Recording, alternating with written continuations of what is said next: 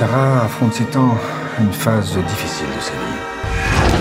Ah, pourquoi vous me laissez pas seule? Pourquoi moi je peux pas aussi être seule? L'émotion très très forte qui a poussé ce film, c'était effectivement des expériences que j'ai faites moi dans mon adolescence. Il y a ce souvenir très très fort de cette violence psychique à un âge où on ne sait pas très bien comment gérer. Moi je lisais beaucoup, voilà, j'adore la philo, donc il y avait toute une envie de découvrir beaucoup de littérature. J'avais l'impression qu'il faut que je lise tout avant mes 18 ans. C'était d'écrire, donc de faire des pièces de théâtre, une comédie musicale, des premiers films, de dessiner ensemble, enfin toute cette recherche artistique. Donc c'était aussi cette envie de raconter l'éveil de la création chez une ou plusieurs jeunes filles à travers ce film. Tu dessines bien? Merci. C'est quoi ce livre? C'est du Georges Bataille. C'est qui? Un philosophe.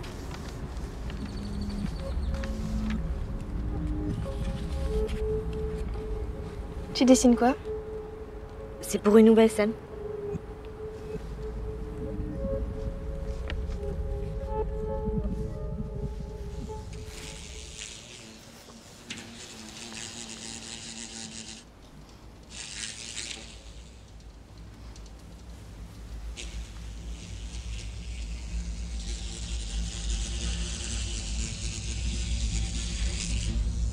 Schnitzler qui était vraiment un roi de la psychologie, donc où Freud aussi était un grand admirateur, je crois, de Schnitzler, qui arrivait par son style justement de monologue intérieur qu'il a plus ou moins inventé comme ça, j'ai trouvé faire ressentir et comprendre ce qui se passe à l'intérieur d'une personne qui arrive dans cette impasse où elle voit que le suicide enfin, que c'est la chose la moins pire encore que par rapport à toute l'horreur dans laquelle il se trouve. Et là, bien sûr que ça raconte souvent une situation de société où on a peur de devenir pauvre ou bien que les autres se rendent compte qu'on a échoué, des questions d'honneur qui sont particulières à cette époque-là. Donc ça, c'était une inspiration après aussi dans le travail d'écriture où on a utilisé en fait cette technique du monologue intérieur où le co-scénariste, justement, pour arriver à vraiment se rapprocher de plus en plus de ce personnage de Sarah, écrivait donc toutes les scènes qu'on avait déjà en monologue intérieur.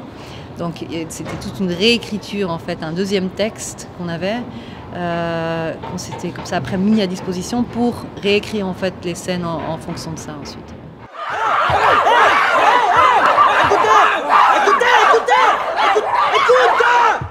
On savait que par exemple la pièce de théâtre que les jeunes allaient jouer à l'intérieur du film allait devoir être inventée dans un processus de répétition avec ces jeunes. Et donc toutes ces choses-là, donc je les filmais et je les envoyais à Yosa, le co-auteur, qui lui après intégrait ça dans le scénario. Comment vous expliquer? L'exercice, il est là pour que vous preniez conscience de votre comportement à partir du moment où vous vous sentez regardé. Il y a la possibilité de fermer, de faire semblant qu'il n'y a personne, mais il y a la possibilité aussi de regarder soi-même, au lieu que de se laisser regarder. On joue rarement seul. Sabine est arrivée et le groupe lui a présenté cette pièce. Et c'est là que donc elle a repris en fait dans le travail donc ce rôle de prof de théâtre. Je pense qu'elle a été une très grande aide aussi sur le tournage, sur le moment, sur les scènes avec les adolescents. Mais c'est vrai qu'il y avait bien sûr un dédoublement de la situation. Donc moi j'étais la réalisatrice, elle était la metteur en scène du groupe.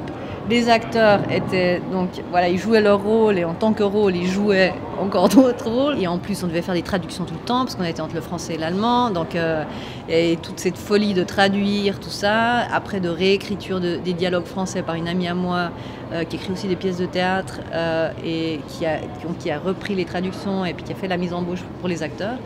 Donc ça, c'est comme dispositif, c'est assez complexe. Paysanne. Un saule pleureur. Ein Reh. Désespoir. Fremd. inaccessible. Le film, je pense que le scénario d'abord doit énormément aux rencontres avec les jeunes, enfin les centaines de jeunes qu'on a eus. Et donc quand j'ai rencontré Loane, donc c'était vraiment le début du grand casting. On l'a invité à faire un casting. Et puis là, c'était tout de suite assez le coup de foudre. On était extrêmement impressionnés. D'abord par sa façon de parler d'elle, enfin des choses qui l'intéressaient, etc. D'une espèce d'assurance comme ça, d'ouverture aussi au monde, de curiosité et d'indépendance dans sa façon de réfléchir. Et ensuite, dans les exercices après qu'on avait, enfin la scène que j'avais, et puis là elle avait 15 ou 16 ans, je crois qu'elle avait tout juste 16 ans. Ce qui était très particulier chez elle, qui est peut-être une différence par rapport à d'autres jeunes, c'est qu'il y avait une beaucoup plus grande expression d'émotion immédiate, aussi dans sa façon de parler, qu'il y avait beaucoup plus d'émotion sur son visage qui s'exprimait.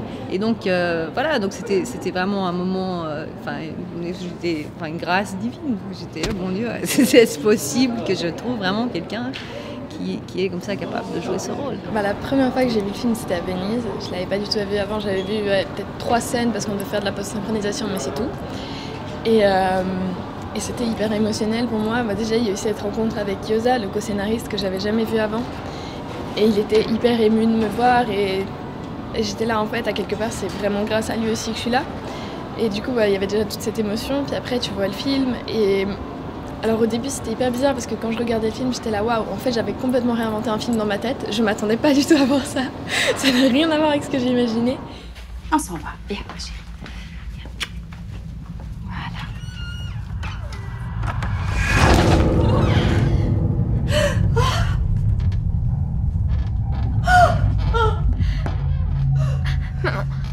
Voilà. Maman, je suis désolée. J'ai adoré jouer ce rôle, vraiment, pour moi c'était hyper bénéfique dans plein de sens, etc. Et j'aime me mettre justement dans des émotions hyper fortes comme ça. J'ai une assez grande capacité d'adaptation, donc je m'adapte facilement au final, ce que Sarah n'arrive pas à faire. Et du coup c'était vraiment le truc, maintenant si tu décidais de pas du tout t'adapter, qu'est-ce que ça donnerait ?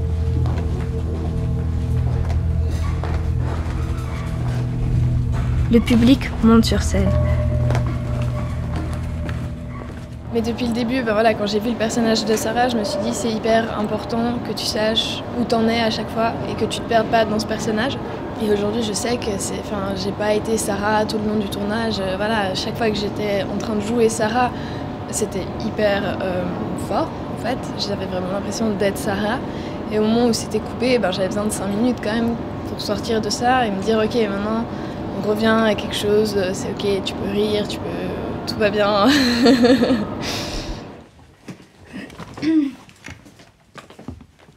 Mais qu'est-ce que vous faites de mon bureau?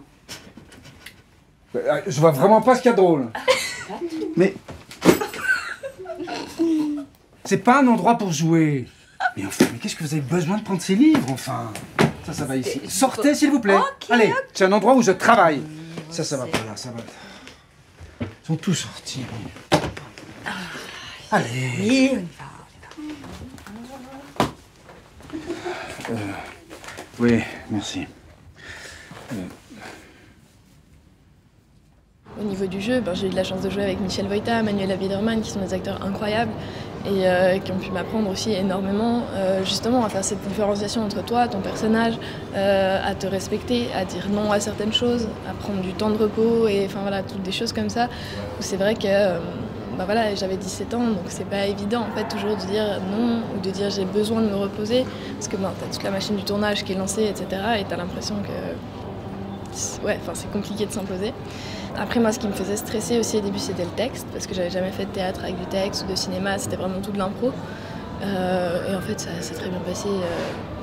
Je me suis découverte une facilité à prendre des textes donc tout va bien.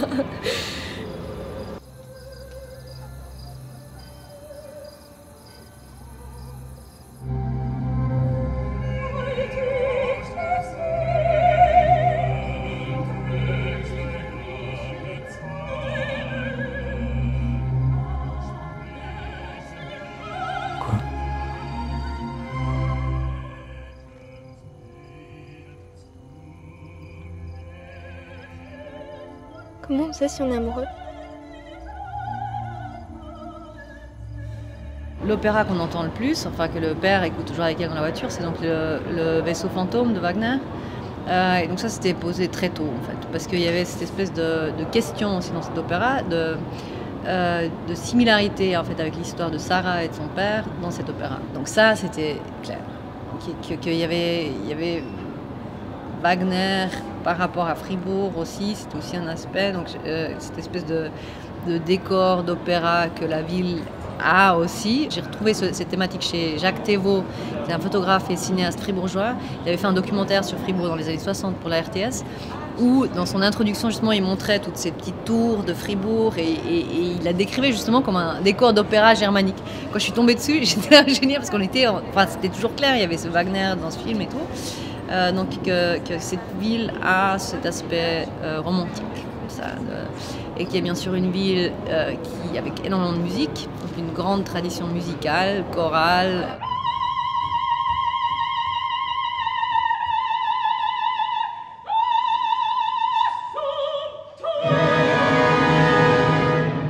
Donc c'était clair qu'il fallait qu'il y ait une musique comme ça, qui prenne beaucoup de place, qui soit l'univers du père, donc qui représente cette tradition aussi, que la ville a aussi, qui peut être écrasante, où en tant que jeune personne qui crée, il faut trouver sa propre voix, il faut trouver son propre espace, et qu'on a à l'autre côté, donc la seule musique de Sarah qu'on entend dans le film, c'est la chanson qu'elle chante à la fin du film. Et ça, c'est une chanson de Agnes Obel, qui est une chanteuse pop suédoise, je crois. Et qu'en fait, on savait toujours qu'il fallait qu'elle ait une chanson, qu'elle la chante. Et ça s'était passé comme ça que je ne savais jamais laquelle, en fait. Et une fois, pendant qu'on tournait, j'avais les haut-parleurs, enfin les écouteurs encore sur les oreilles. Et ils avaient oublié d'éteindre le son et j'entendais Loane chanter dans une autre chambre. Et je me disais, mais c'est quoi cette chanson? Et je me disais, putain, cette chanson, mais elle est parfaite, elle est géniale, c'était Loane. Qu'est-ce que c'est cette chanson? Et elle m'a dit justement que c'était cette chanson-là. Et là, on a demandé les droits, on a pu l'utiliser. Et donc pour moi, c'est ce moment timide de musique qui appartient justement à Sarah, qui est cette façon d'avoir son propre espace. Oh my God, I see how everything is torn in the river deep, and I don't know why I go the way down by.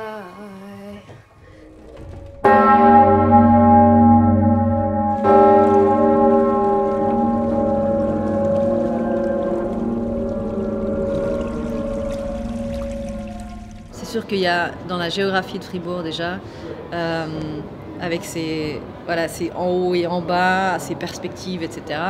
C'est une ville extrêmement cinématographique, voilà. Et c'est en même temps une ville extrêmement vierge à ce niveau-là, parce que c'est vrai qu'elle n'a pas souvent été la coulisse d'un film. Cette idée clé de la ville, et donc c'était toujours un peu cette espèce de labyrinthe qui m'intéressait, le labyrinthe des ruelles dans lequel se perd Sarah, en fait, que Sarah se perd dans cette ville, qu'on voit un peu dans les scènes avec l'imaginaire où elle est dans toutes ces petites ruelles, les escaliers, etc. Donc c'était assez une obsession comme ça. En même temps, cette espèce je voyais Fribourg comme une espèce de grand cerveau, enfin comme un monde intérieur aussi, comme un reflet de son état intérieur, de son labyrinthe intérieur. Il y a toute cette mémoire, enfin il y a et en même temps il y a tous ces fantômes de la ville aussi qui sont là. Et c'est vrai, j'aime beaucoup Raoul Ruiz et ses films, et il y a une interview avec lui que j'adore où il parle des fantômes et du cinéma, que le cinéma c'est un travail aussi toujours avec les fantômes. Donc ces fantômes de Fribourg, pour moi ils étaient très présents.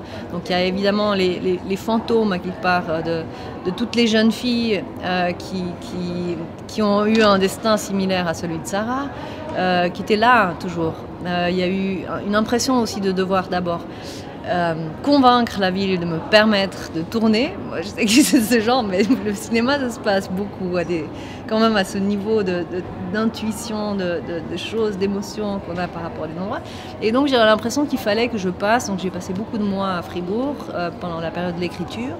Il fallait vraiment que je demande à quelque part la permission à cette ville et à ces fantômes d'avoir le droit de la filmer. C'est comme une espèce de légende urbaine.